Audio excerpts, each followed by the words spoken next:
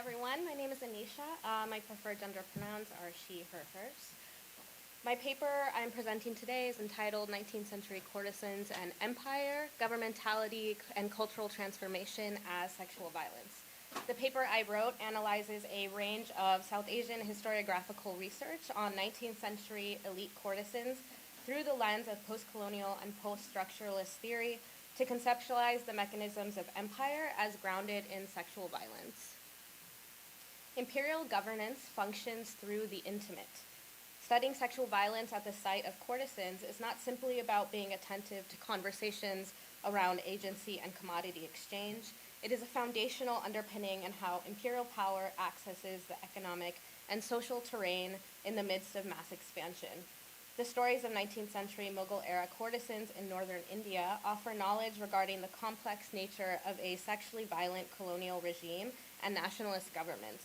Sexual labor is transformed in the imperial counter as it becomes diminished to a form of exchange located in the military and other state establishments, and cleansed from its rich histories and involvement in the radicalism amidst British imperialism. In this presentation, I will conceptualize how mechanisms of empire are inextricable from sexual violence. So I'm going to take you back to the Kingdom of Awadh, which is located in Uttar Pradesh, India, and it met its king, Nawab Wajid Ali Shah, in the 1800s. This is a location in northern India, which includes the city of Delhi. Wajid Ali Shah is a purveyor of arts who introduced a new landscape of culture that blended Persian, Islamic, and Hindu traditions in folk song, classical dance, and poetry. Tawaif is the term for high-class Mughal-era court dancers, and they're part of a larger sexual economy at the time. And kotas were their salons and living quarters. Ali Shah's presiding over the royal courts created an environment for courtesans to acquire wealth, and the erotic nature of the relationships between Tawaif and their clients was a characteristic that actually contributed to the esteem of the women and their kotas.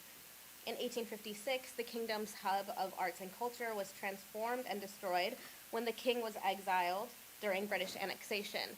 And a year later, a violent anti-colonial militant mutiny of Indians formed, now known as the Great Rebellion of 1857. During annexation, the Tawaif were forced to dance in military cantonments, and kotas became places of imperial invasion, destruction, and combat. Their years of dance training were dismissed as immoral. These messy and promiscuous histories are left out of the contemporary practice of Indian classical dance, and the stories of the subjugation of Tawaif are made distinct from the violence employed by British Empire. So my argument is twofold.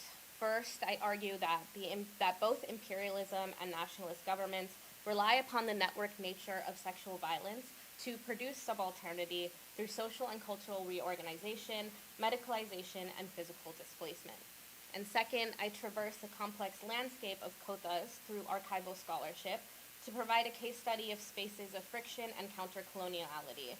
And I intervene to argue that the courtesan production of kotas is a site of subaltern militant resistance that occurs at the interstices of class, gender, and power. So British usurpation pushed courtesans into the margins and transformed them into prostitutes through occupational reclassification and heightened medicalization. They became identified purely in relation to soldiers. The courtesans and salons lost their cultural credibility and became targets of predatory inspection and financial degradation. With that being said, the subaltern is not just a person or an excluded class, rather it is a space that becomes made as it is simultaneously being inhabited. Empire thus produces new classes as well as their characteristics. It is not just about mobility, but about the creation of new classes of subalternity, its components, and where it exists. As a theoretical framework for my paper, Gayatri Spivak, Anne Stoller, and Michel Foucault provide conceptual tools to theorize annexation and retaliation as disciplinary forms of sexual violence that necessarily rely on transforming sexual labor and determining new conditions for the classification of subaltern classes. For the scope of this conference, I will focus on Foucault. The recategorization of Tawaif into prostitutes was an imperial maneuver that is not symptomatic of empire, but central to it. I have multiple case studies in my paper, but today I will be focusing on just two. So the first case study is the British Contagious Diseases Act of 1864. Contagious Diseases Acts were central to British Empire all around where they were expanding, and basically to address the heightened amounts of venereal diseases among the soldiers. Foucault's theory of surveillance and biopower describes the form through which subalternity emerges in sexually violent tactics utilized by imperial powers. The organization of courtesans was constituted by surveillance and observation, putting them in, as Foucault would argue, a, quote, state of conscious and permanent visibility that assures the automatic functioning of power, unquote. Foucault's two poles of biopower, biopolitics and anatomopolitics, help to address the subjectification of the body as central to the functions of power, specifically in the medical practices related to the health of the army. The Contagious Diseases Act was born out of the need to foster a healthy European army and produce dependent relationships between courtesans and the imperial state, paving way for their new positions as prostitutes. This medical policy was also used to categorize, quote, healthy and beautiful specimens from among the Kotha women, unquote, and regulate and relocate them outside their homes. The act is an example of biopolitical regulatory control of the population, and that they are reorganizing and producing a colonial society based on the health and life force of the army population. Mortality and life expectancy, combined with fostering and regulating intimate relationships through the monitoring of venereal disease, are central to what creates a species body.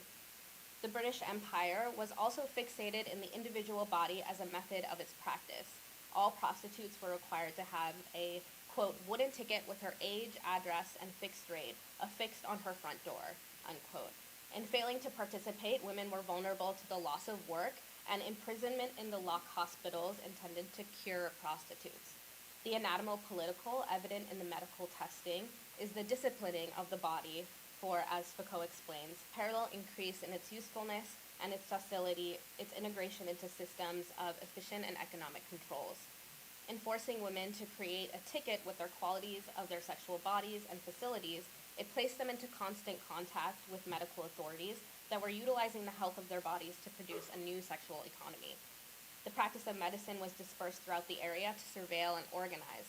Lock hospitals monitored the movement of courtesans and, quote, provided the state with an institution to keep the activities of females under its gaze, unquote. These hospitals were intended to function like prisons where women, quote, should be made as uncomfortable as possible, unquote. In using Foucault, this represents the controlled accumulation of bodies to benefit the machinery of production, where the biopolitical techniques of power are present at every level in the social body. The British utilized a complex array of sexually violent tactics to produce a new type of social organization. Sexual violence in the colonial encounter is the foundation through which power distributes itself among bodies in relation to one another in order to produce efficiency and automize its process. My second case study is the Kotha as a space of subaltern anti-colonial resistance with relation to the Great Rebellion. Kothas were structured through unique and situated forms of kinship made up of generations of courtesans and female laborers of different ages and hierarchies. The Great Rebellion of 1857, also known as the Sepoy Mutiny, was a rebellion staged against the British East India Company after the annexation and exile of the king. British retaliation to the rebellion was a core part of the process of annexation, and it targeted not just the soldiers themselves, but the support systems in the cities where they were stationed, specifically in the Kothas. The British destroyed and looted the Kothas and physically displaced its inhabitants. As the Kothas became classified and transformed into brothels by the British, the deep heritages of communal care and sanctuary that structured the Kotha were violently targeted and put under surveillance. They were significant sites that mark and represent the spatial dynamics of imperial maneuvers and revolutions simultaneously. In using Foucault's theory of heterotopia to explore the terrains of Kothas, this paper will define the site through sets of relations, juxtapositions, and proximities that form the grid of politics. Heterotopias are effectively enacted utopia in which all the other real sites that can be found within the culture are simultaneously represented, contested, and inverted, unquote.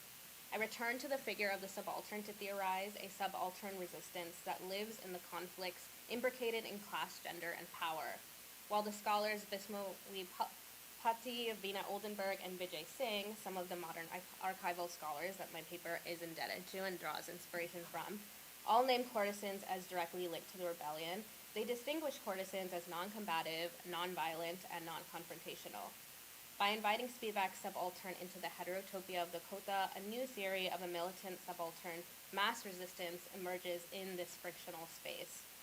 Oldenburg describes courtesan anti-rights, which were routines and oral histories that were passed on and performed to satirize the sexual court dynamics.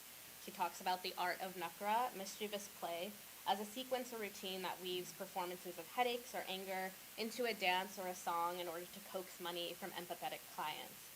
The heritage of resistance evident in Kotas expanded into the Twives' daily battles against local colonial authorities, where they bribed local nurses to escape inspections, among other things. Many Twives were spies and soldiers, and Kotas became rebel meeting zones. Courtesans produced spaces of resistance and refuge that were in direct confrontation with British imperial forces and their allies. Beyond songs and dances, the Kotas represent how the culture of courtesans was seeped in building a community of support, resistance, and conflict that endured into the Great Rebellion. The battlefield extended in and through the Kotas as a form of heterotopia where minor and major resistance practices came into contact with imperial violence. I'll finish with one concluding thought. Reframing the historiographical approach to subalternity and resistance through sites like Containments and Kotas generates a more complex theory of governmentality and subaltern militants that incorporates how courtesans were in intimate contact with the mechanisms of empire in and outside their spaces of kinship and labor. Thank you.